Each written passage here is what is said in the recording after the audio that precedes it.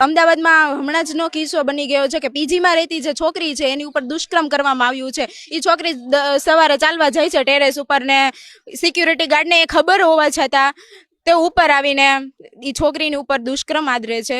ત્યારે એ છોકરી એને રિક્વેસ્ટ કરે છે કે મારા પૈસા લઈ લો, મારો ફોન લઈ લો, છતાં એ રાક્ષસ જેવો. શું એને ઉપમા આપી આપણે ખરાબ વ્યક્તિને? ઈ એની ઉપર ખરાબ રીતે ભ્રષ્ટાચાર શું ઈ કરે છે અને ભાગી જાય છે ત્યાંથી. તો એ છોકરી ઉપર ઈ શું વીતી હશે, તેની લાઈફનો શું ઇજ્જત શું રહ્યો છે, એના મા બાપનો ભરોસો શું રહ્યો હશે. તો હવે એવા એને ફાંસીની જ સજા દેવી જોઈએ.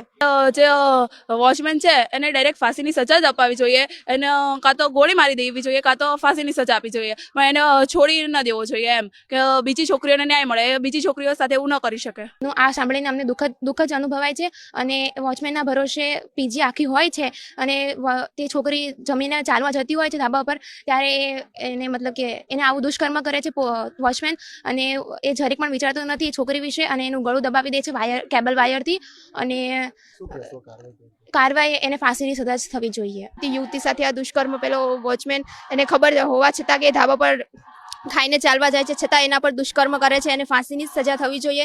એને છોકરી રિક્વેસ્ટ કરે છે કે મારી પાસે પૈસા લઈ લો, મોબાઈલ લઈ લો, મને છોડી દો, છતાં એની સાથે દુષ્કર્મ કરે છે. અને ફાંસીની જ સજા થવી જોઈએ, કારણ કે બીજી છોકરી કોઈ સાથે આવો બીજી છોકરીને ન્યાય મળી શકે અને બીજી છોકરી સાથે કોઈ આવે દુષ્કર્મ કરવાનો પ્રયાસ ના કરે. વોચમેન પાસે પણ દીકરીઓ સેફ નથી, તો હવે વોચમેન બદલવાની જરૂર નથી, પણ આપણી વિચારશક્તિ બદલવાની જરૂર છે, જેના કારણે આજનો યુવાન જાગે તો જ આ વસ્તુ થશે અને સરકારને જાગૃત થવું પડશે અને આવા લોકોને ફાંસીની સજા મળવી જોઈએ. તો જ આજની પેઢી અને આજની દીકરીઓ હંમેશા માટે સેફ ફીલ કરી શકશે, કારણ કે આજની આ દીકરીઓ પીજીમાં પણ સેફ નથી, ઘરે પણ સેફ નથી એવું થઈ રહ્યું છે.